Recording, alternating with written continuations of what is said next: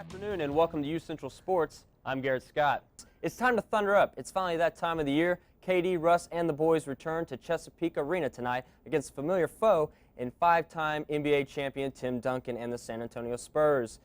The Broncos have added another W to the win column after defeating Lindenwood Saturday during the 125th homecoming and senior night. The Broncos got off to a hot start in the first quarter when running back Clay McKenzie took the handoff from the 9 and rolled into the end zone for the first points of the game. Up 13-7, the Broncos had the ball at the Lions' 6-yard line when quarterback Chas Stallard ran it in for another 6, making the score 20-7. The Lions made a comeback just before half with a 6-yard run from Lavorie Johnson. After the halftime shenanigans were over, it was all defense for the Broncos. The Lions were held scoreless, and the Broncos would go on to win 37-20. The Broncos moved to 5-5 and will be heading to Pitt State to face an underperforming 6-4 Gorillas. It looks like a good movie so far. Yes. Everything. The trailer looks good. Excited I am. Excited? Oh, okay, Yoda. All right, Yoda. Thanks for that. Thanks for that. Yeah. I don't know about that, guys. Dollary dues. I don't know. Dues. That's a pretty crazy name. It's pretty cartoonish. Pretty cartoonish. I agree with that. And Garrett, what do we have coming up in sports, bro? Hey, thanks, Carlin. Coming up, I'll have all the latest and greatest sports updates from Broncos basketball to a preview of the Thunder opening game tonight and a historical start to the 2015 World Series. Hey, thanks, Carlin. Coming up in sports, where will Durant be heading this summer? Plus, we check in on UCO hockey and other Broncos sports. That and more after the break. Mo!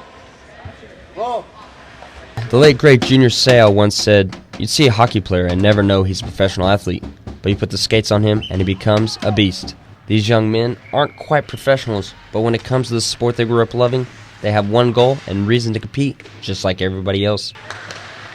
But the UCO Broncos have something a little bit more valuable to compete for these days than most athletes ever have, and that's defending their national championship they won on March 11, 2015 against Stony Brook. The 2015-16 team has familiar faces, but like any college program, key players come and go. There are struggles that come with a revamped team. Key players this last year, so it's we got to find guys that are willing to step in and perform just as hard and just as good as those guys. And it's been a task so far, but we'll get there.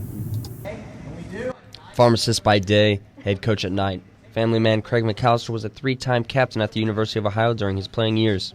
After coming from OU, McAllister has led the Broncos to the national tournament 6 of the last 7 seasons, clinching his first national title last year. I don't know if I call that a rivalry, it's something else.